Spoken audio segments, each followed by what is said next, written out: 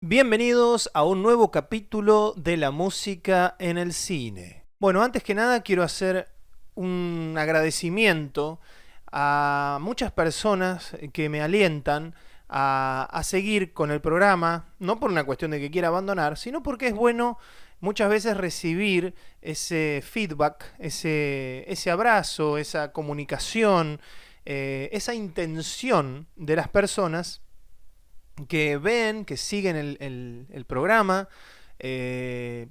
y es lindo caminar por la calle y que te digan: te vi el fin de semana pasado, me gustó el capítulo del fin de semana pasado, o el fin de semana pasado no entendí muy bien lo que quisiste decir, pero igual te sigo viendo. Eso me hace bien, me sirve, es interesante saber que lo que uno está haciendo siembra algo. Yo sé que es un lenguaje un poco técnico, sé que es incluso un área muy específica dentro del círculo artístico, lo que es la música y el cine, lo sé. No puedo hacer oídos tontos a esa situación, pero trato de que ustedes vayan conociendo un poco más en profundidad, y es interesante ver cómo la música adopta el sentido de la imagen, que la música es cine de momento que empieza a ser compuesta. Pensemos en esto.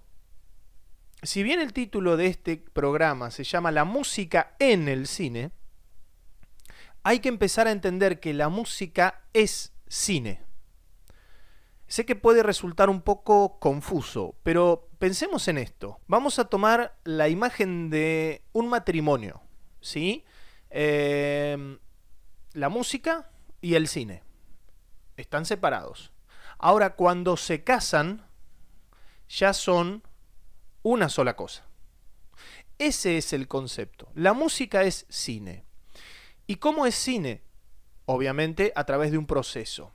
Y lo que hoy les traigo es cómo se realiza este proceso en diferentes formas. Hay compositores que lo hacen según, obviamente, sus conocimientos, su estudio previo, la situación preliminar de sus carreras, si han logrado obtener alguna técnica específica. Hay gente que por ejemplo, hay compositores que se dedican a hacer específicamente un género, y hay otros que son versátiles.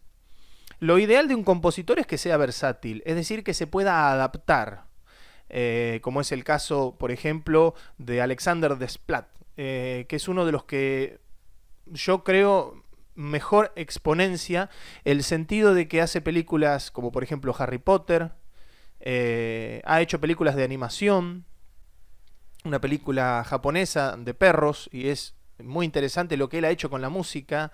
Bueno, ha hecho La forma del agua con el director del Toro, que es un eximio director de cine. Ha hecho otras películas como por ejemplo Hotel Budapest con Wes Anderson, otro eximio, vamos a decir, director cinematográfico. Entonces, ¿cuál es la idea? Hay que entender que el compositor debe adaptarse a cada necesidad, o al menos si es un compositor versátil. Después, por ejemplo, tenemos el caso de John Williams, que John Williams ha hecho la mayor parte de su carrera trabajos para Steven Spielberg. Y si bien eso le ha dado un renombre, le ha dado una, vamos a decir, un lugar en el mundo de los compositores muy importante, es como que un poco lo ha encajonado ahí. Lo conocen a John Williams gracias a Steven Spielberg. Luego también hizo La lista de Schindler, que es una película mucho más bajón, con otro peso mucho más fuerte emocionalmente hablando. Pero se conoce por E.T., por Jurassic Park, se le conoce por ciencia ficción, ¿verdad? Entonces, un poco la idea es, para que ustedes entiendan, que hay compositores que se ubican mejor de un género que de otro.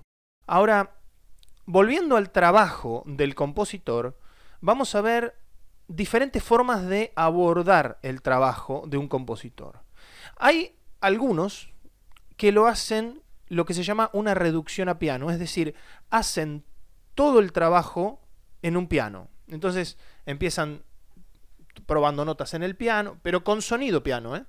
Empiezan a grabar, bueno, ajá, me gusta esto, me gusta lo otro.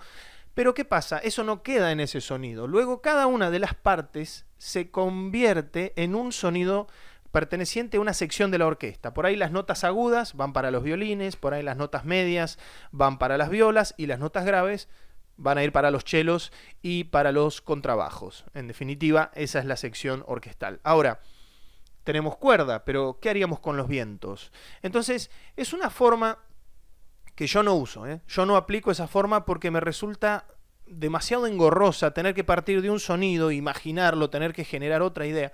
A mí me gusta componer directamente sobre la partitura y me gusta que ya me imagino el sonido que está sonando. Y creo, al menos yo, no voy a criticar el que lo haga de la otra manera, pero me siento más compositor en el sentido de yo imaginarme el sonido, no hacer que el piano me lo haga imaginar, porque el piano va a ser piano siempre.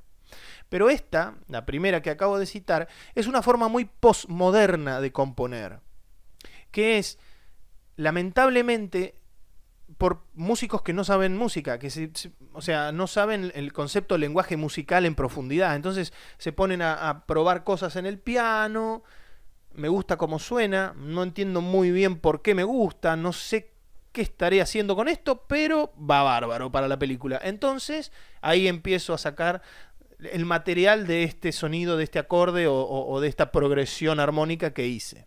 Lo cual, en lo personal, no encuentro demasiado honesto. El otro caso, que es el caso del compositor que escribe por música y que se hace dueño de la música en la partitura, por eso pueden poner arriba compuesto por y tirar todo el slash de los instrumentos orquestales, es el compositor consciente artísticamente, técnicamente, en el lenguaje musical de lo que quiere decir. Entonces, si recurre al instrumento, es para ya decir algo, porque ya sabe lo que quiere decir. Es el proceso inverso. No es el que se acerca al piano para ver qué dice el piano y, me gusta, lo hago. No. El compositor, en la segunda instancia, es el que dice, yo quiero decir esto y sé que suena así. Pero claro, para lograr ese tipo de musicalidad, hay que saber y estudiar mucho. No es cuestión de vamos a ver qué pasa. Dentro de esta segunda clasificación hay dos variantes. Los que directamente orquestan, es decir, a esto le va el violín, a esto le va la trompeta, a esto le va la flauta, a esto, bueno. Dicho sea de paso, la partitura orquestal tiene varias diferencias con la partitura de música lo que llamamos absoluta, por ejemplo, música clásica. Uno cuando ve un concierto de música clásica, o música barroca, o música romántica, uno ve un montón de músicos que están tocando una partitura. Esa partitura seguramente fue ensayada y el director le dio a cada instrumento, si hay solos, o si hay fraseos, o si hay pasajes, cada instrumento sabe lo que tiene que hacer. En la música de cine, rara vez se ensaya para las grabaciones de la música que luego va a quedar en la película. ¿Por qué? Porque no hay tiempo. Y porque la productora está pagándole a la orquesta. Y como todo refiere a que dinero es tiempo o tiempo es dinero, el compositor no tiene el lujo de, bueno, a ver, vamos a ensayar. No, está la partitura ahí y los músicos que son seleccionados para tocar en esas orquestas tienen la capacidad de leer a primera vista. Pero, y ahí está lo que yo les quiero comentar ahora, el compositor no puede ser tan desgraciado de poner tonalidades complicadas, pasajes muy difíciles para los instrumentos y sobre todo pedirles velocidad. Entonces uno como compositor tiene que ser inteligente. Si te contrataron para una película y sabes que va a haber una productora que va a pagarle a una orquesta, busca, y por eso tenés que conocer bien la orquestación, los límites de cada sonido, de cada instrumento, las posibilidades ejecutables, como decíamos en el anterior video, los límites que tiene cada instrumento para hacer este tipo de cosas o no hacer lo otro. Recordábamos el vibrato, por ejemplo, trémolo de la cuerda de los violonchelos, cualquier instrumento de cuerda, lo pueden hacer un ratito. No puede estar todo el día haciendo ese trémolo porque le va a quedar el hombro como el increíble Hulk. Entonces, uno tiene que pensar económicamente en la orquesta. Es decir, hay un triángulo que se da en composición, que es arriba, velocidad de ejecución. Acá al costado, tipo de articulación. Y acá, velocidad de lectura. Y vos tenés que lograr que los tres no estén juntos. Es decir, si le voy a dar a un instrumento un pasaje con una difícil lectura, bueno, entonces no le voy a pedir velocidad de ejecución ni le voy a pedir una articulación difícil. Explico lo que es articulación. Articulación es la forma de producir el sonido de cada instrumento de acuerdo a las posibilidades del instrumento. Por ejemplo, imagínense una flauta traversa. La flauta traversa no posee boquilla, entonces el soplido directamente es a flor de labio. Entonces las flautas pueden hacer con facilidad notas rápidas, muy rápidas. No es así, perdón, el fagot es ese instrumento bastante extenso que apunta hacia arriba, la salida del instrumento por donde va a salir el sonido, y tiene una boquilla en una forma de U alargada o semi-U, que no le provoca mucha facilidad al instrumentista de hacer notas muy ligeras y muy cortitas. Entonces, más bien se trata de buscar que el fagot tenga un poco más de musicalidad llena, un poco más de... puede hacer notitas cortitas, no es que no, pero no todo el tiempo. No como la flauta, que la flauta puede estar muy cómoda y muy tranquila. Sin olvidar que la flauta, todos los instrumentos de viento necesitan respirar.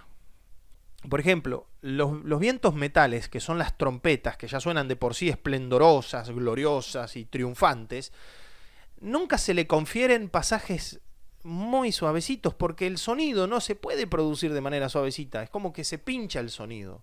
En cambio, sí aparece cuando necesitamos un portentoso forte o una situación así, un crescendo o un tutti orquestal, entonces ahí sí, ¡pah!, explota la orquesta junto con los sonidos metálicos que son trompetas, tubas, trombones y cornos. Ahora, por un lado. Por el otro lado tenemos los sonidos de viento madera, que son dulces, que son más bien melancólicos. Nunca le vas a poder pedir un fortísimo a un fagot porque no te lo va a dar. El fagot llega hasta ahí y hace lo que hace, pero cuando llegue el momento de que el fagot se luzca, se va a lucir. Y esto es lo que hacía bien Nikolai Rimsky-Korsakov, que era darle a cada instrumento la particularidad en el color. Bueno, como verán, todo esto un compositor de música para cine lo tiene que saber y conocer en profundidad cuál va a ser el sonido, cuál va a ser la articulación o la velocidad de ejecución. ¿Se acuerdan del triangulito este que les dije? Hay que respetarlo. Entonces, para que ustedes vean, sé que fue un poco medio mezclado todo, pero vamos a resumir. Un compositor tiene que entender que la música es cine de momento que se empieza a componer, porque ya está compuesta para la imagen. El segundo es que hay dos formas de aproximarnos a la tarea. Primero era hacerlo una reducción a piano. Voy probando cosas casi como por, vamos a decir, por improvisación, si se quiere, como un juego, como una pesquisa, como algo que voy probando. La forma 2 ya es, bueno, obviamente mirar la escena, recordar lo que nos dijo el director, porque lo tenemos anotado. Ajá. Sí, yo me acuerdo que acá el director quería algo dramático, listo, dramático. Ya estás pensando en orquestación dramática. Entonces ya no es que estás viendo que el piano te diga algo dramático, vos ya tenés que tener idea que suena dramático. Entonces dramático pueden ser cuerdas frotadas, vamos a decir, ofuscadamente, como un trémolo, o puede ser alguna especie de viento madera con alguna especie de escala media exótica que genera como todo ese tipo de cosas. Perdón, fue muy gracioso. Pero bueno, la idea es que ustedes vean cómo se va haciendo este trabajo. Es sumamente importante entender dos cosas. Primero, todo compositor tiene que tener noción constantemente de qué está haciendo y por qué lo está haciendo. Tiene que ser responsable, consciente y técnicamente de su obra. Es decir, yo no puedo hacer las cosas porque sí, porque luego después va a venir el director o el productor y me va a decir, ¿qué quisiste decir con esto? Ay, vos sabés que no tengo ni idea, che, no, ni me acuerdo. No. ¿Cómo no te acordás? No, mira, te explico. En esta parte vos me habías pedido que hubiera un abrupto, porque acá hay justamente una escena. Entonces le vas, el tipo está... Porque muchas veces, no va a ser la primera vez, que muchos directores y productores quieren saber con qué material están trabajando, sobre todo si es la primera vez que trabajan con vos. Entonces te van a hacer preguntas, te van a hacer cuestiones de decir... Che, ¿estás todavía enganchado con esto o ya te desenganchaste? Ya no sabes ni dónde estás parado. Hay que entender que generar una película es gastar muchísimo dinero, así sea una producción sencilla. ¿Por qué? Y porque hay que contratar cosas, hay que contratar medios, hay que contratar personal, hay que contratar maquinaria, a veces en algunos casos, todas las cámaras y todo eso. Me imagino que no ha de ser muy barato. Y ya saben que en algunos casos las producciones han sido millonarias y por eso se espera que haber invertido tanto sea un efecto de decir, wow, realmente la película valió la pena. Bueno, esa es más o menos la idea, chicos. Yo creo, chicos y grandes, los que siguen el programa, yo creo que hay que entender lo primero que es que el compositor se tiene que hacer responsable de cada cosa que dice. Y lo segundo es que el compositor tiene que estar dispuesto, y esto es lo que lamentablemente hay que entender que este rubro sugiere, a tirarlo y empezar de nuevo. A decir, estoy encantado con lo que hice, se lo voy a mandar al director. Tarda 2 días la respuesta y por ahí el director te manda un WhatsApp y te dice, che, no me gusta. ¿Qué hacemos ahí? Lo que hay que hacer es lo que hay que hacer. Primero preguntar por qué no le gustó, para tener idea de qué cosas cambiar. Si te dice no me gustó nada, listo, entonces arranca de cero otra vez. Pero si te dice, mirá, me gusta la idea, pero no, me parece que le falta color. Listo, color, ya entiendo. Hay que cambiar la orquestación, hay que poner otros sonidos más brillantes o más apagados, de acuerdo a lo que el director te diga. O por ahí te dice, no, pero vos sabés que no es la emoción, no me despierta la emoción que quiero. Entonces tenés que rearmar la armonía. Porque la emoción está en el corazón de la armonía. Es por eso que hoy en día reniego tanto de la música actual, porque murió la armonía. Al morir la armonía, muere el alma de la canción, del tema. Hay muy pocos compositores, si se pueden llamar, que hoy en día aún conservan la armonía. Tienen mucho bajo y mucho golpe de bombo y de punchi punchi y una melodía robótica a veces, porque ni siquiera la cantan ellos porque es una especie de autotune, que le ponen arriba con alguna línea de algún sonidito como un whistle o algún sonido así medio electrónico, y en el medio no hay absolutamente nada. Eso demuestra que el alma de la música está muriendo, si no murió ya. Es triste, es lamentable, pero al menos sabemos compositores que queremos rescatar ese sentido. Queremos darle a la música lo que es de la música, el alma de la música, el corazón de la música. La música vive, como dije en los primeros capítulos de esta serie, la música está viva. Y si está viva, tiene alma y tiene corazón. Gente, espero que les haya sido interesante este próximo capítulo y que bueno, nos estaremos viendo en el próximo. Quedé como medio tildado porque son cosas fuertes, son cosas que realmente uno como músico le mueve mucho. No estoy diciendo tonterías, estoy hablando de verdades y es interesante analizarlas. Y soy un convencido de que la música es un regalo de Dios para alimentar el alma y es justamente lo que hoy no está sucediendo. Hasta el capítulo que viene.